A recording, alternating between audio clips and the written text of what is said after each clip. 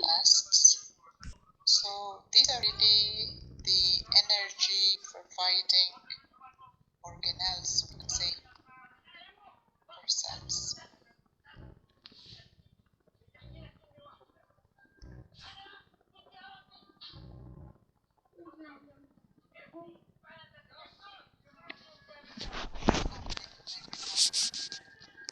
This is the second lecture of our course, cell biology. We came to this slide, which is about mitochondria and chloroplasts. So these are really the energy providing organelles, we could say, for cells. And as you know, the mitochondria is involved in cell respiration, and this is when cells break down or oxidize glucose and other sugars into carbon dioxide and water, and this process will then extract the energy from the glucose molecules. So this is the degradation of sugars. On the other hand, chloroplasts provide energy as well, to some kind of limit, we could say. So they actually take out the energy from sunlight in order to convert it to ATP, which is like the chemical energy. And then this ATP can be used in photosynthesis to convert carbon dioxide to sugars. So really, the mitochondria oxidizes sugars into CO2 and water, and photosynthesis does the opposite. It converts CO2 to sugars. The mitochondrion is found in all cells except red blood cells, because as you know, red blood cells, they actually don't do aerobic respiration. They don't use oxygen, so that they're very, very well suited for their function, which is to carry oxygen. They don't use the oxygen that they carry. So they don't actually have any more organelles, including mitochondria. Although red blood cells start off having all the different organelles, as they specialize and become red blood cells, they lose all their organelles. So we can say in all eukaryotic cells except the red blood cells, the mitochondria is where aerobic respiration occurs. And there is a lot of similarity in the size and some other things of mitochondria to bacteria. So if we look at them, they are similar size to bacteria, a few microns long, and most eukaryotic cells will have hundreds of mitochondria. And the mitochondria are actually covered by two membranes. We have an inner membrane and an outer mitochondrial membrane. Over here we see structure of the mitochondria. So if we look, we have the outer membrane over here, and then we have the inner membrane that is basically folded, and they form these structures that we call cristae. Then the space between outer and the inner membrane over here, this is called the intermembrane space. So the inner membrane, which is called the cristae, inside of the cristae we have the matrix. This is called the mitochondrial matrix, and this is semi-fluid, which means it's like a gel, we could say, rather than very fluid. So I don't know why this is okay. And also in the matrix we will find small circular DNA molecules, just like in bacteria, which have circular DNA molecules. And this DNA codes for RNA, different types of RNA. So in the matrix we will have messenger RNA, and transfer RNA and ribosomal RNA. And also the DNA codes for some proteins that are needed in the mitochondria. And the mitochondria contain ribosomes, which means that the mitochondria can make their own proteins, although they do bring some proteins from the cytosol as well. And in humans and most animals, we can say the mitochondria are inherited only through the mother. So we have sugars and other fuels, which could be fats or proteins, and when the sugars and fats are finished, the body could use its own proteins. These get oxidized to carbon dioxide. When these components get oxidized, the energy is extracted from the sugars, and the mitochondria does this and then saves this energy as ATP, which is adenosine triphosphate. This picture is showing us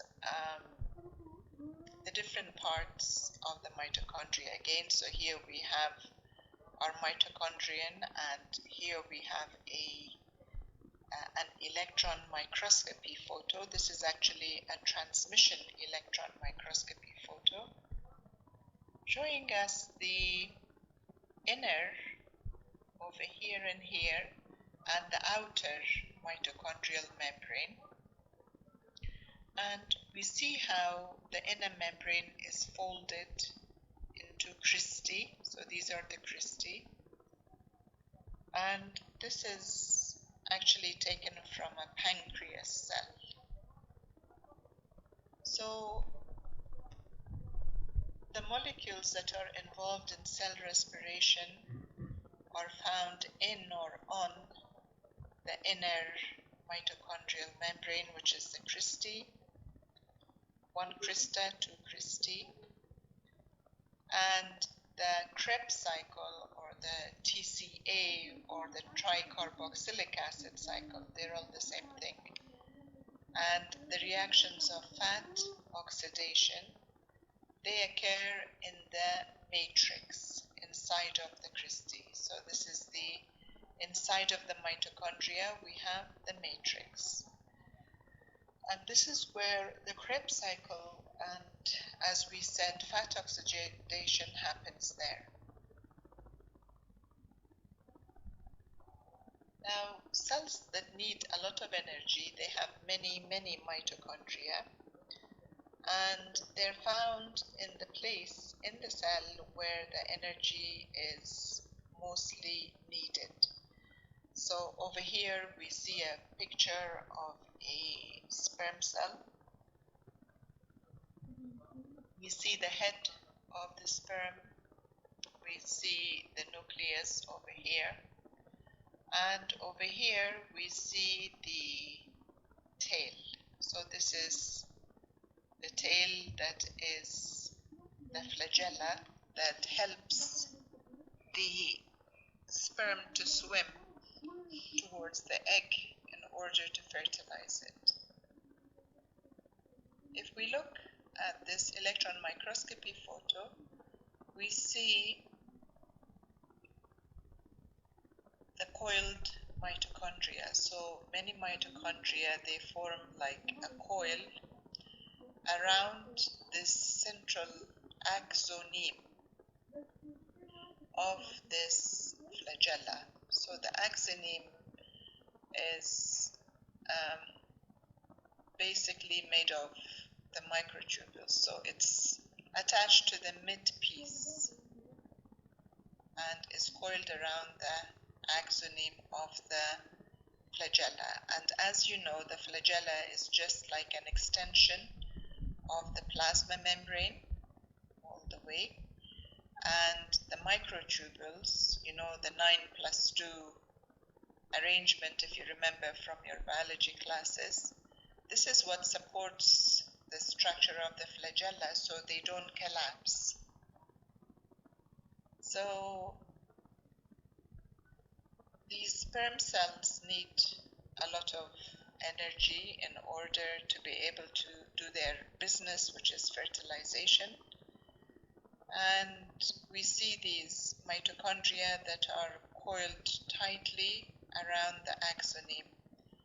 So we will have many coiled mitochondria. And this is showing us the localized need, you know, of the sperm tail for energy. So the sperm tail will need the mitochondria to make ATP. Over here we see muscle cell. So this is actually a heart muscle cell. And the blue colored, of course, the mitochondria are not blue, you know, this is an electron microscopy photo. So this has been colorized. So a computer program has made these different colors, but this is normally black and white. But for us to be able to see them well, they've made the mitochondria blue and the muscle fibers or small fibers are orange. So we see in the muscle cell many mitochondria, and they're found near these contracting muscle fibrils, which are aliyaf, you know, so the fiber or fibril is aliyaf. And we have the actin and myosin, you know, that will cause the contraction, and this needs energy.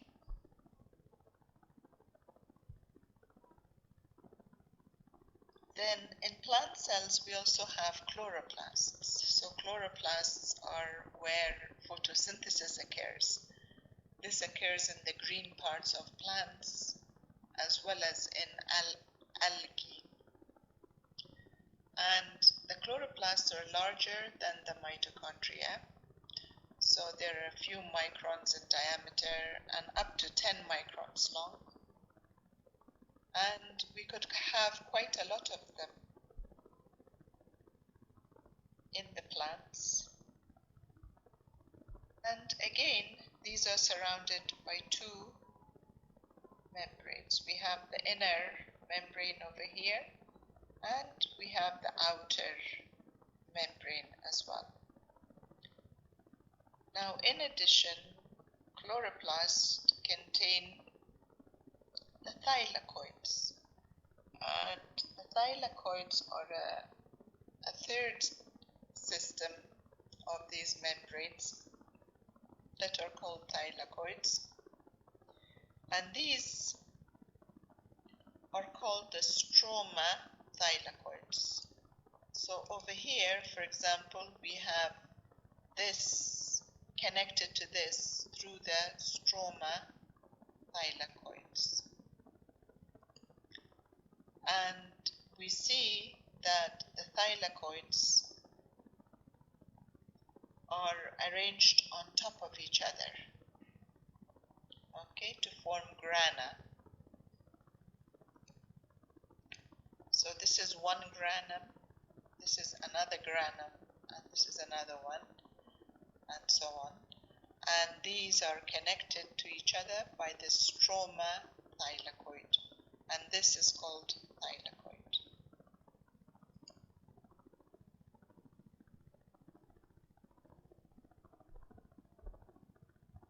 And this is showing us the same thing, and over here we see that inside of these thylakoids we have a lumen, a tajweef.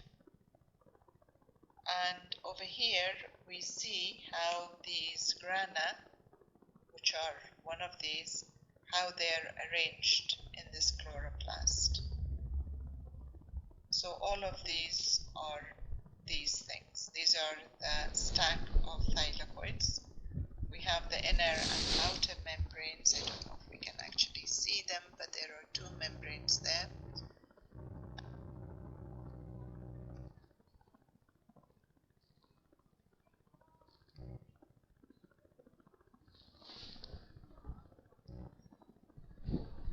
And we have the stroma thylakoids are these things. So they're connecting the grana to each other over here. And inside we have the stroma. So the name of the fluid, we could say, inside of the chloroplast is the stroma. In the mitochondria we have the matrix.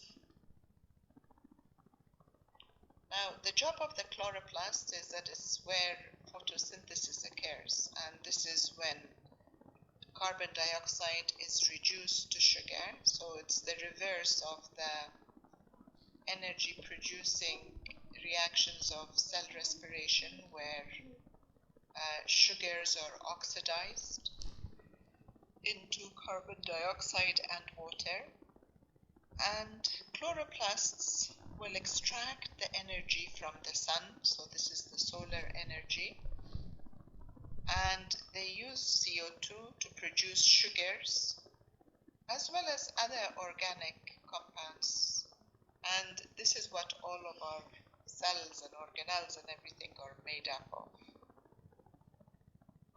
And the chloroplasts are found therefore in cells that do photosynthesis, and they have most of the enzymes that are needed for this process.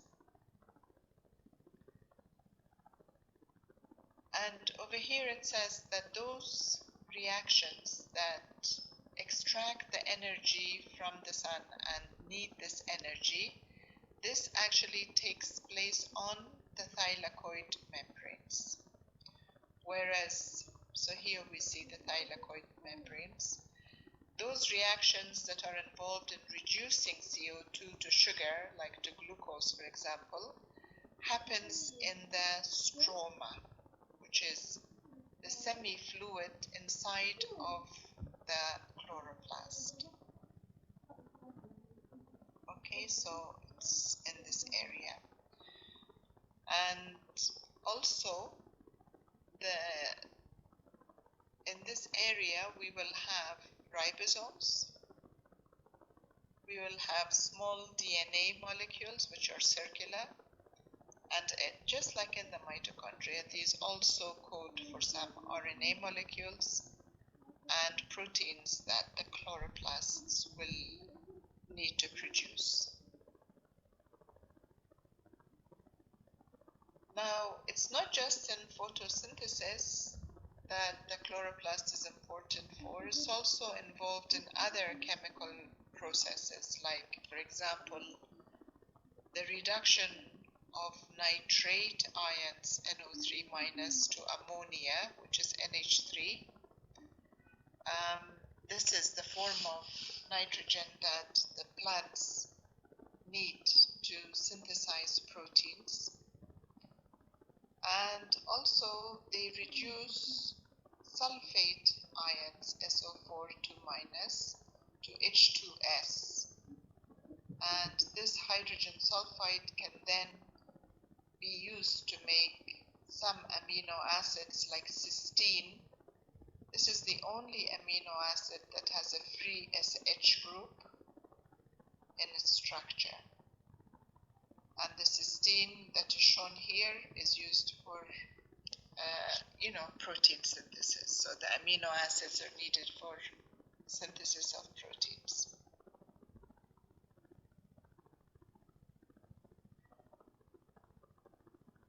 So the most famous type of plastid, we could say, are the chloroplasts. And we have other types of plastids that are also found in plant cells.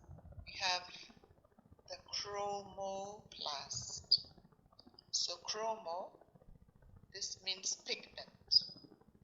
So these are plastids that contain the different colors.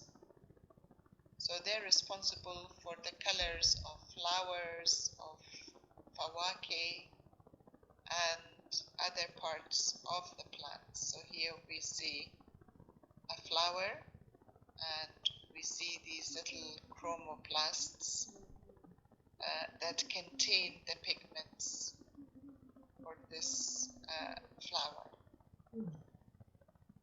Another example of a plastid is a myeloplast.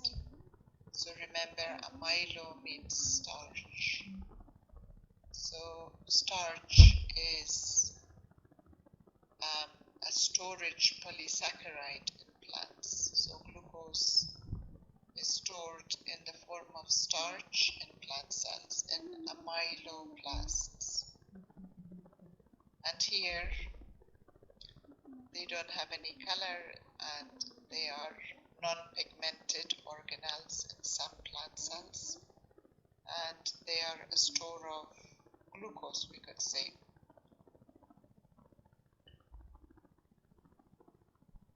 Just like we talked about where cells actually came from, we have this endosymbiont theory. Theory is nadariya, that says that mitochondria and chloroplast actually came from bacteria.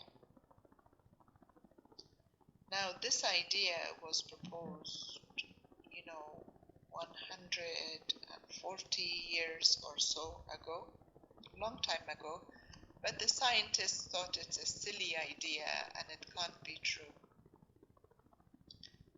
But there is evidence or dalil that it could be very much true.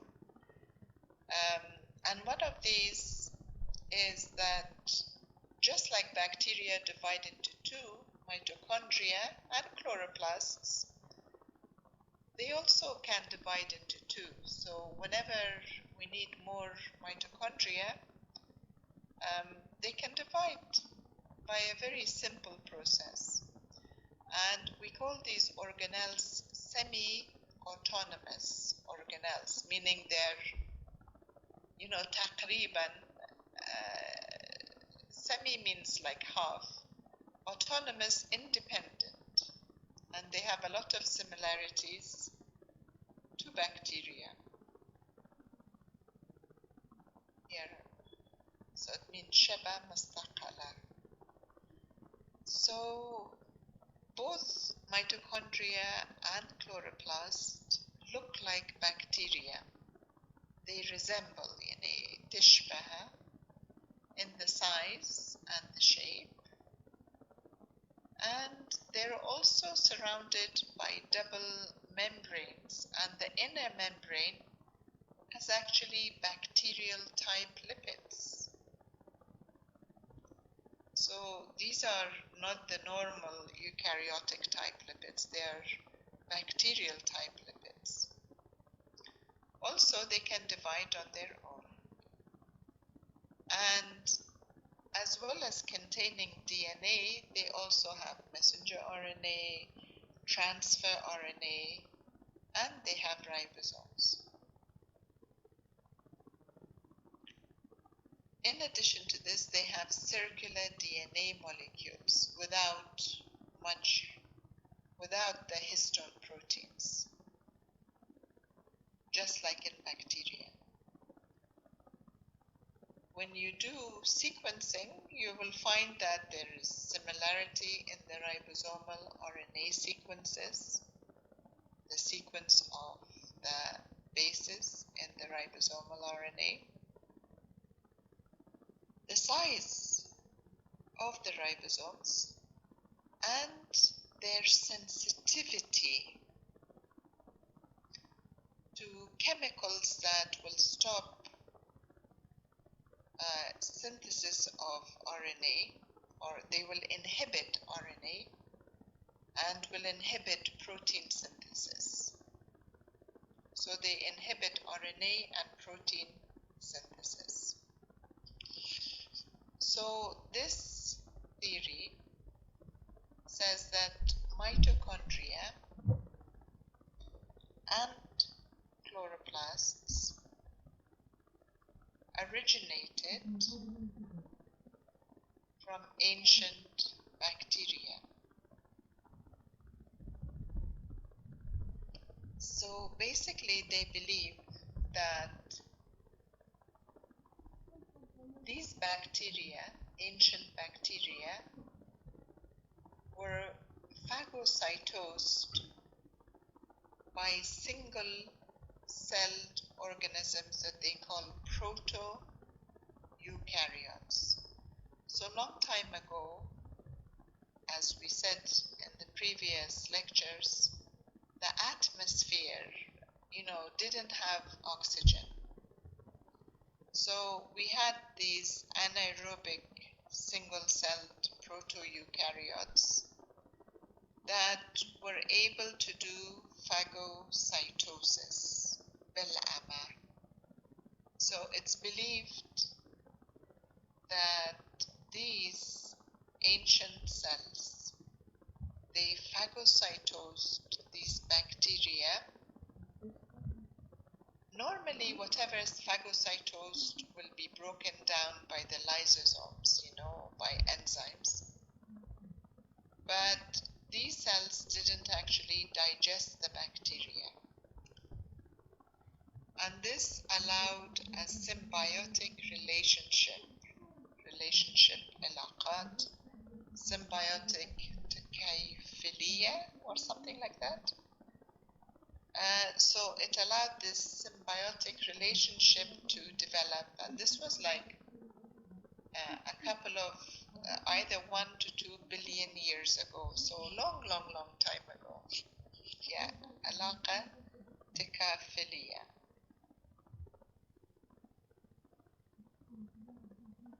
So this theory then says that the early atmosphere didn't have oxygen.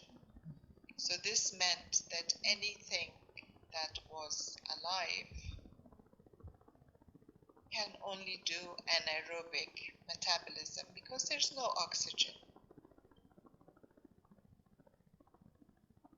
Then a few cells are thought to have developed photosynthetic pigments. And as we know, if they have the ability to do photosynthesis, then they will produce oxygen. And the oxygen that these photosynthetic bacteria produced, or photosynthetic cells, changed the atmosphere to become more aerobic. So as the oxygen got more and more in the atmosphere, some bacteria evolved to aerobic cells. Now we know that aerobic respiration is much better at making ATP, so at extracting energy from glucose, for example, compared to anaerobic respiration. So this is the story. We had خلايا بدائية or primitive cells, and these were able to phagocytose. So when they phagocytosed, ancient means qadim, aerobic, purple bacteria. So this is a type of bacteria that were aerobic. Then these eventually evolved into mitochondria. then at least one of these cells with a mitochondria also phagocytosed an ancient photosynthetic bacteria that was thought to be a cyanobacteria. So now these eventually evolved into chloroplasts. So these bacteria into mitochondria and these into chloroplast. As I said to you at the beginning, the scientists didn't believe that, but later on, when we had more techniques available to examine the different properties, the evidence or the dalil became more strong. So the first thing is the size. That mitochondria and these chloroplasts are similar size to some microbes, that their inner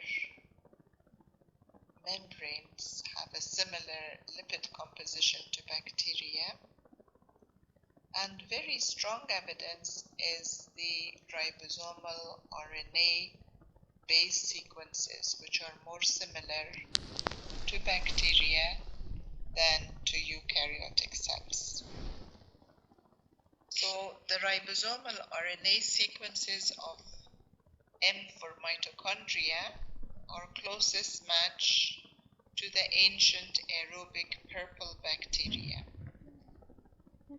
Those of the C, which is the chloroplast, are most similar to these cyanobacteria. So this idea became accepted, like scientists started to accept this idea now, but still it is a theory. I mean, although we have good evidence for it.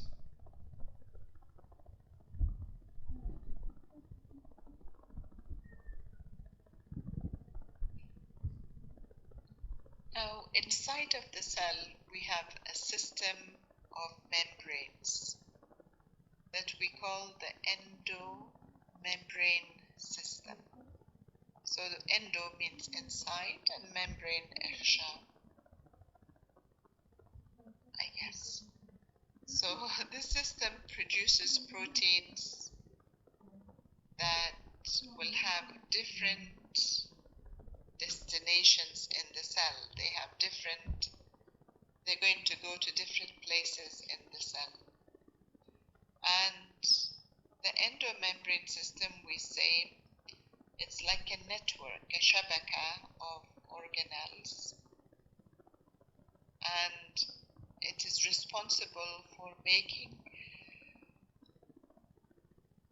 proteins for organelles. So the proteins that are produced will be used in organelles. They'll be used to form the cell membranes, as well as secretory proteins. And these proteins will be produced by this endomembrane system, and then they will be placed inside little huwaysilat, vesicles that are surrounded by membranes.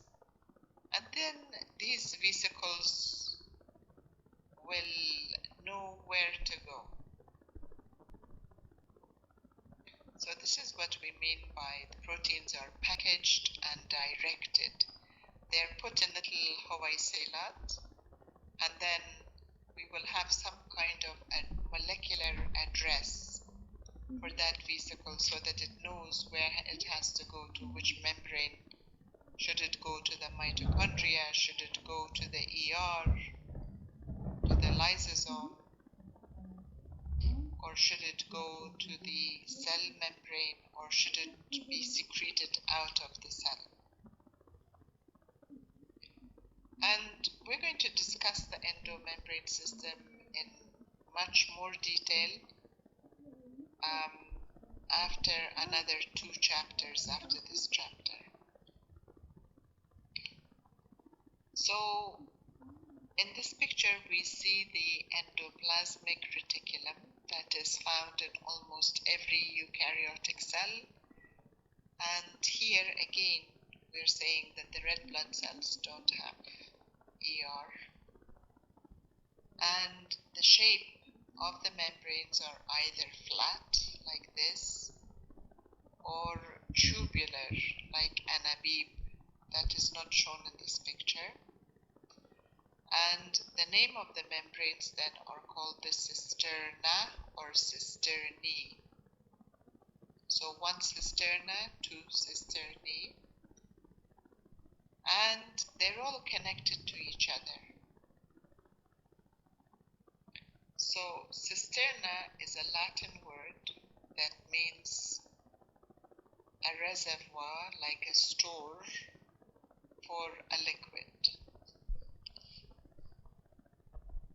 Inside these membranes of the cisterna, we have a lumen, which is the tajweef. And in this picture, we see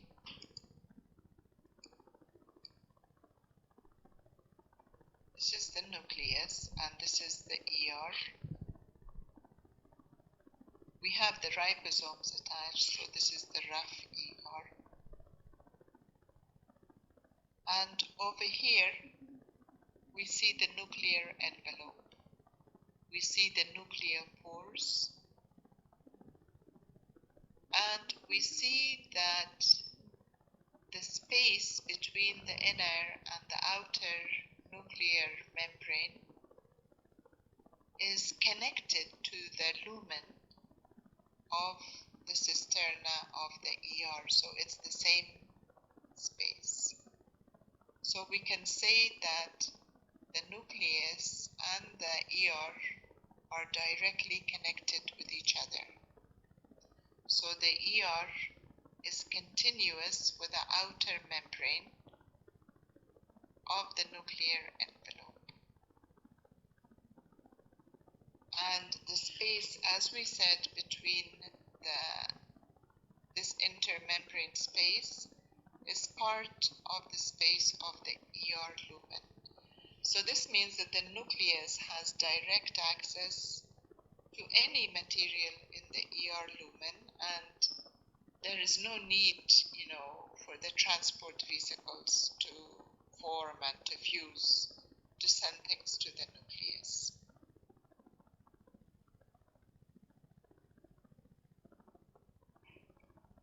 As we said, the rough ER is called rough because when we look at it in the electron microscope, we see that these little ribosomes make it look very rough, not smooth. This is actually a picture of a rat pancreas cell, which has huge amount of rough ER because the pancreas cells are very, very active in producing a lot of enzymes for digestion. So the rough ER ribosomes will produce polypeptides. These polypeptides will either stay in the membrane of the rough ER or move to the rough ER lumen, tajweef. Now, in this picture,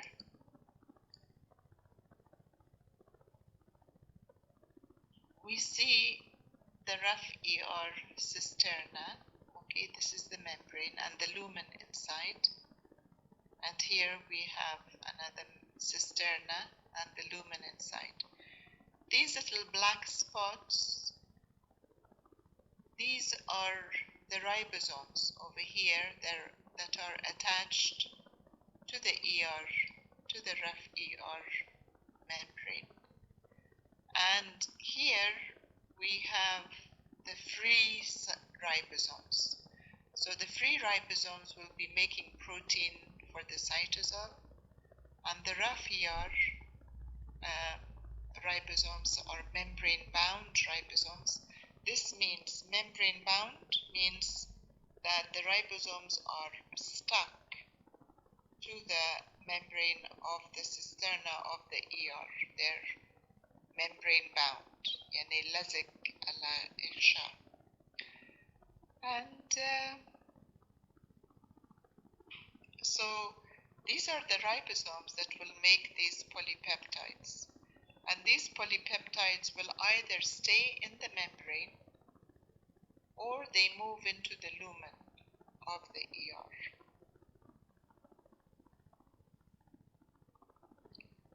Once they are produced, then they will eventually move to where they're supposed to go. So this is called the destination membrane.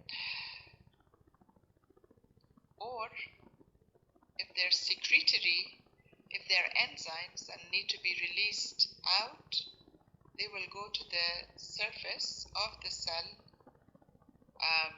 through the Golgi, and the Golgi will put them into secretory vesicles, Hawaiiselat Ifrazia, and then they will go to the membrane and eventually be exocytosed, that they will be released to the outside of the cell.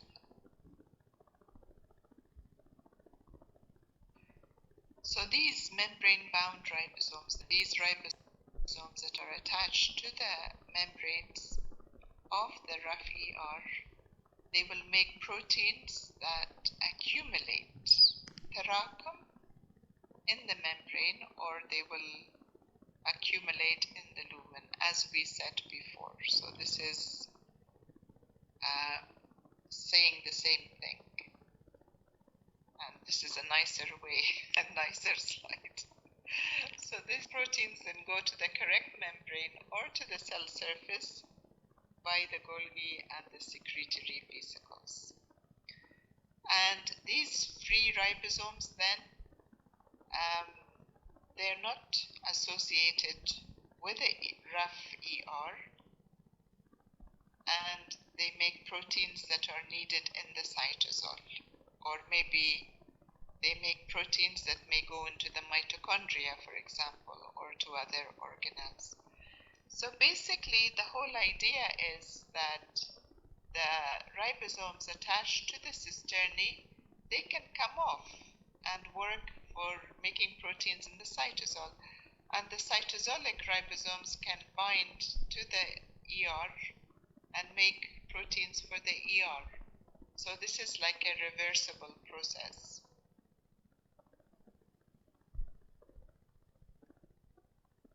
If we look at a picture of the testes of this little animal called a guinea pig, we see that the smooth ER is in the shape of anabib, tubes. And we also see that it's very, very smooth looking. There's no ribosomes, so it doesn't look rough. And that's why it's called smooth ER. And it has no job in protein synthesis because it doesn't have ribosomes, so it cannot make proteins. Instead, the smooth ER has a very important job because it can make lipids, and these include different types of lipids. We have oils, we have like the oil glands, the ghodda, you call it, or the glands that make the oil in the skin, sebaceous glands. We have steroids like cholesterol, and we have the testosterone and the estrogen, which are hormones that are made from cholesterol. And also the new membrane phospholipids will be made by the smooth ER. Another important thing that goes on in the smooth ER is inactivation or detoxification of dangerous substances like toxic substances. Barbiturates are those substances that are muhadiyat or something like this, or sleeping pills. So that's an important job also of the smooth ER. The first thing that it produces lipids.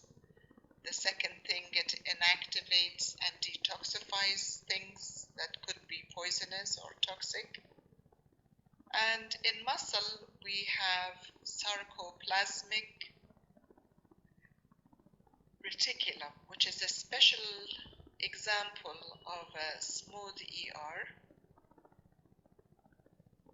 that will store makhzan and release calcium.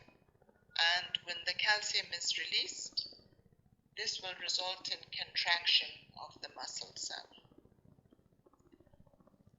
Now, calcium is also involved in other cells, and when calcium is released in the cell, this will stimulate exocytosis. So a vesicle that has gone to the membrane and it's waiting to be exocytosed. When the calcium levels increase, then this vesicle will fuse with the membrane and the contents will be released to the outside of the cell.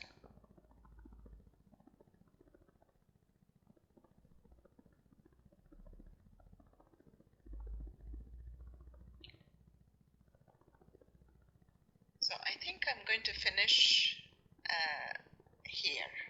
Okay. Now, I hope that you are listening to these videos because you shouldn't leave everything till the end. So when the exam comes, that's not the time to be watching and to be studying. You have to keep up with the lectures as much as you can. Okay, so I'm going to stop recording and I will put this on e-learning. So study well, and it's really never too late or too early to start. You should always, be thinking about all the things you're learning and trying to keep up. Have a good weekend, and I will see you on Sunday.